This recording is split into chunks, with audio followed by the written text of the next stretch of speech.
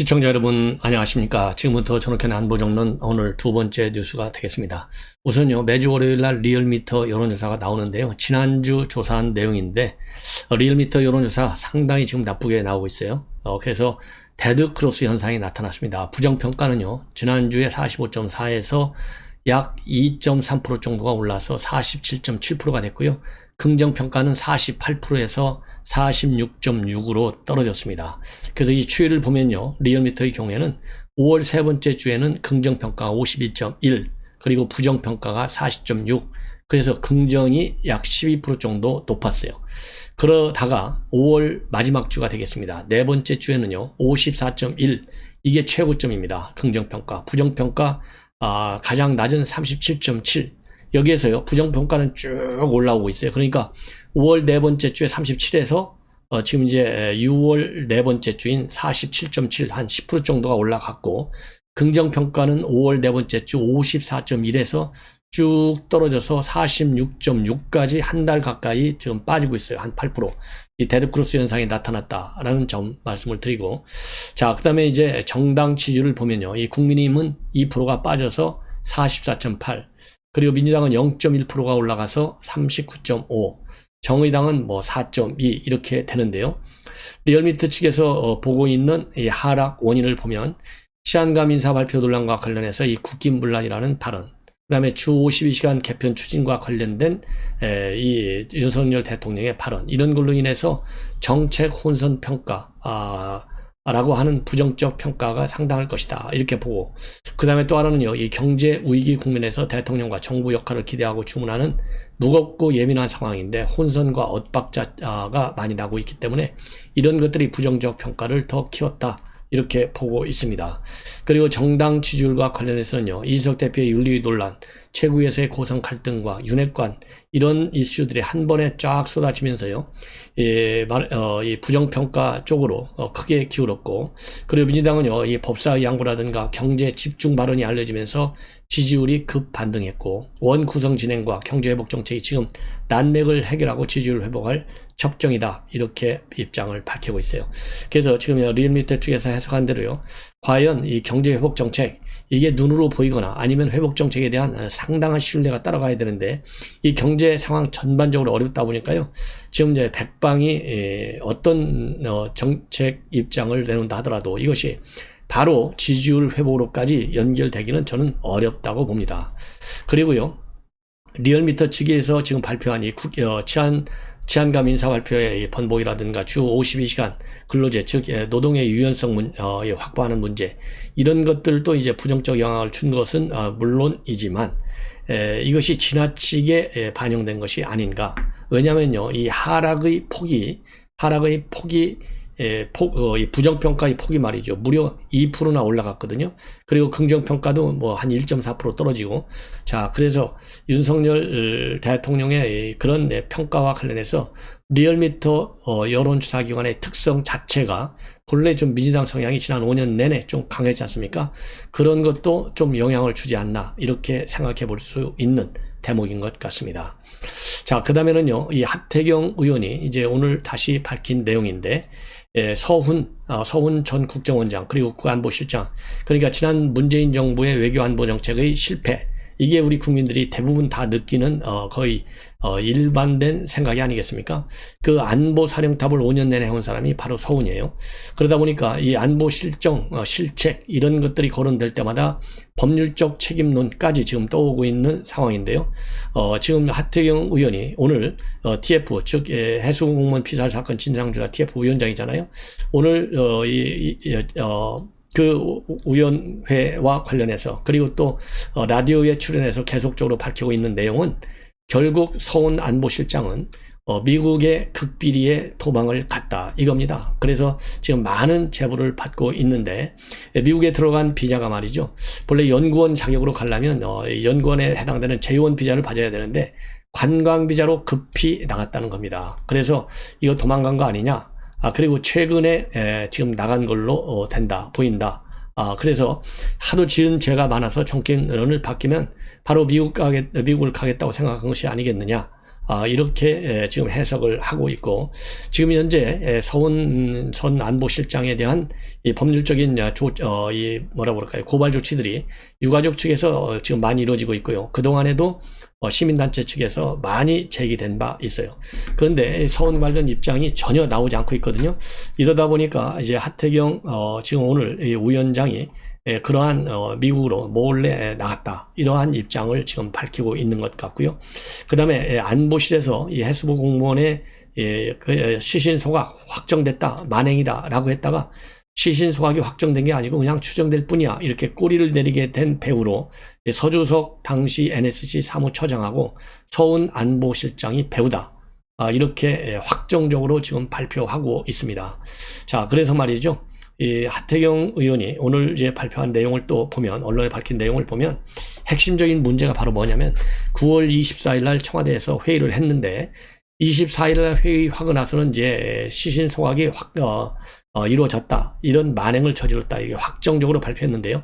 25일 날 김정은이로부터 시신 소각은 안 하고 부유물만 소각했다, 이렇게 이제 북한으로부터 전통문을 받고 나서 27일 날 이틀 후에, 그러니까 맨 처음에 시신 소각이 확정됐다라고 밝힌 것은 24일이고 3일이 지나서요, NSC 사무처 명의의 이런 공문서를 국방부로 보내가지고 야, 시신 소각이 확정됐다고 단정하지 마, 이렇게 지침을 내려주는 바람에 국방부가 입장을 바꿨다는 겁니다. 그래서 확정할 수 없는데 왜 이렇게 강하게 나가냐, 이렇게 해서 이 국방부에서는요, 죄송하다, 사과한다, 이런 입장까지 밝혔는데, 이것의 배후가 서훈과 안보실장이라고 하는 점을, 서훈 안보실장과 이 서주석 안보차장이라고 하는 점을 다시 한번 오늘 밝혔습니다. 그래서요, 이 북한이 아무런 근거도 제시하지 않고 일종의 거짓 선동에 가까운 주장을 9월 25일 날 전통문에서 발표한 건데, 이러한 북한의 주장을 그대로 존중하고 국방부 입장까지 바꾸게 한 거, 이거야말로 심각한 국기문란 사건이다, 이렇게 입장을 밝혔어요. 그리고 이 TF 성명 발표가 끝난 뒤에도 말이죠, 서훈 안보실장과 관련된 질문을 받고 이러한 내용은 제보를 받은 것이고 전직 직원들 사이에서는 꽤 많이 이런 소식이 들어오고 있고 여러 소스로부터 체크가 돼서 상당히 신빙성이 있다, 이렇게 입장을 밝히고 있습니다. 그래서 이제 오늘 내일 중으로는 제가 보기에는요, 서훈 안보실장이 과연 미국을 갔느냐 안 갔느냐, 이것이 상당한 이제 또 뉴스거리가 되지 않을까 하는 생각이 듭니다. 자, 그리고 말이죠, 이번에는 대통령 기록관 측에서 공식적으로 입장을 밝힌 게 뭐냐면요, 하태경 의원의 보낸 답변서에서요, 대통령실에서 문서를 작성해서 이 산하부서에 넘겼으면 그 관리권은, 그 문서의 관리권은 비록 대통령실에서 만든 문서라 하더라도 관리권은 해당 부처가 가지고 있기 때문에 이 해당 부처가 가지고 있는 이 문서는 대통령 기록물로 볼 수 없다. 따라서 공개 여부는 해당 부처가 결정하면 된다, 이런 공식 입장으로요, 이 대통령 기록관에서 하태경 의원한테 보냈습니다. 그래서요, 지금 해수공무원 피살 사건이 됐든 또 탈북 어민 북송 사건이 됐든 간에 청와대에서 만든 문서라고 해서 대통령 기록물로 이 공개하지 못하도록 되어 있는 것은 청와대에서 직접 만들어서 대통령 기록관으로 보낸 문서, 딱 그 문서에 한해서만 공개가 금지되고요, 이 해경이라든가 또 이 통일부라든가 국방부라든가 국정원이 가지고 있는 청와대 작성 문서는 얼마든지 공개가 해도 법적으로 아무 문제가 없다, 이렇게 이제 결론이 났어요. 그래서 최재희 국가기록원장도 오늘 조선일보와의 통화에서요, 대통령 기록물을 총괄하는 대통령 기록관의 해석이다, 공개하는 데 있어서 문제가 없다, 정치권에서 논란이 되면 종합적인 검토를 거쳐서 공개적으로 입장도 밝히겠다, 이렇게 밝혔습니다. 자, 그래서요, 지금 이제 해경부 국방부는 이제 언제 어떻게 이러한 이 관련 문서를 공개하느냐, 이것이 지금 우리 국민의힘과의 조율 하에 이루어질 것 같고요. 만약에 이렇게 되면 대통령 기록물로 지정되어 있는 대통령 기록관에서 보관하고 있는 문서의 공개도 물론 상당히 중요하지만 우선 1차적으로 해당 부처가 가지고 있는 이 문서의 공개를 통해서 과연 문재인 정부가 왜, 어떻게, 누구의 지시로, 무슨 핑계하에, 아니면 무엇을 의식해서 이렇게 북한이 시신을 소각한 것이 확정적인 만행인데도 불구하고 그걸 정치적으로 정무적으로 재단을 해서 이러한 정보를 갖다가 정치화 시켜서 논쟁을 만들고 이와 같은 국기문란 사건이 벌어진 데 대한 실체가 드러날 것으로 보입니다. 그래서 국민의힘 TF에서도요, 당시 청와대가 관련 부처에 하달한 지시, 지침 이런 공문들이 월북 조작 여부를 밝히는 열쇠가 된다, 이렇게 보고 있어요. 그래서 이거를 보면 문재인 대통령이 과연 제대로 대처했는지, 특히 말이죠, 3시간, 뭐냐면 9월 22일 날 오후 6시 36분에 이 대통령한테 이 억류되어 있다, 이렇게 서면 보고를 했어요. 그런데 3시간쯤 지난 밤 9시 40분쯤에 총살이 확인이 됐습니다. 그런데 이 3시간 동안에 문재인 대통령은 어떠한 지시도 내리지 않은 것으로 지금까지는 해경과 국방부에서 이 국민의힘 TF 측에 밝히고 있는 내용이거든요. 그래서 이 3시간 동안 대통령은 왜 아무런 지시도 하지 않았느냐, 이때 모든 외교 채널 그리고 남북 간에 가동되고 있는 채널을 통해서 죽이지 마라, 이렇게 했으면 충분히 살릴 수 있었는데도 불구하고 대통령이 아무런 지시도 안 한 그 배경 원인이 뭐냐, 정말 종전선언에만 매달려가지고 그런 것인지, 아니면은 뭐 김정은이한테 이런 얘기를 하면 어차피 들어주지 않을 건데 김정은이를 자극하지 않고 문재인 정권이 그렇게 애타게 기다리는 남북 정상회담은 빠져갖고 한 건지, 이 결론이 나올 것 같습니다. 그래서 이러다 보니까요, 이번 이 사안이 굉장히 중요해요. 그래서 이 대통령 기록관의 이러한 유권 해석과 관련해서 민주당 측에서는 아직까지도 이 공식적인 입장은 내놓지 않고 있고요. 그저 국민의힘에서 새로운 팩트 없이 자꾸 정쟁으로 몰고 가는 것이 안타깝다, 이 정도 입장을 내놓고 있고, 김병주 의원은 지금 민주당 내 TF의 지금 위원장으로 돼 있어요. 사성장군 연합사 부사령관 출신인데, 이분은요, 윤 대통령이 SI 공개를 못한다고 해놓고, 또 여당에서 대통령 기록물을 공개하라고 하는 것은 이율배반적 이야기다, 안보 해악을 끼치지 않는 범위 안에서 진실이 왜곡되지 않도록 해야 될 것이다 라고 밝히고 있습니다. 자, 가장 빠른 길은요, 대통령 기록관에서 가지고 있는 대통령 기록물 이제 공개하라, 저는 뭐 그렇게 주장을 합니다. 가장 쉬운 길이 아니겠어요? 근데 문제는 뭐냐, 과연 해경이나 이 국방부, 통일부 이런 데서 문서를 공개하겠느냐. 왜냐하면 문서를 공개했을 때 문재인 대통령 측에서 이거를 갖다가 이제 법률적으로도 고발해가지고 문제 제기를 할 가능성도 있다, 이런 또 전망도 나오고 있어요. 그래서 상당히 지금 이제 정치적으로 이 많은 또 이 걸림돌, 법률적인 또 이 유권 해석 이런 것들이 중요하게 보이는데요. 1차적으로 제가 보기에는 대통령 기록관장의 발언, 유권 해석으로 봐야죠. 그래서 즉각적으로 빠르게 좌고우면하지 말고 일단 공개하라, 이렇게 저는 봅니다.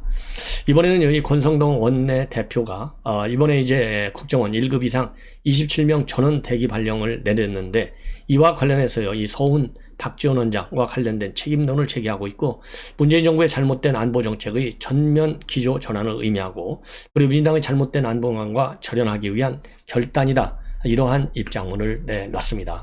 그래서 이 권성동 원내대표의 이런 발언이요, 요즘 보면은 굉장히 힘을 받고 있어요. 굉장히 힘을 받고 있고, 또 그 방향대로 나가고 있는데, 지금 현재 이미 윤석열 대통령의 외교안보적인 철학과 기조는 문재인 대통령하고는 정반대로 가고 있다, 이 점은 이 대선 때부터 쭉 우리가 알고 있는 상황이고요.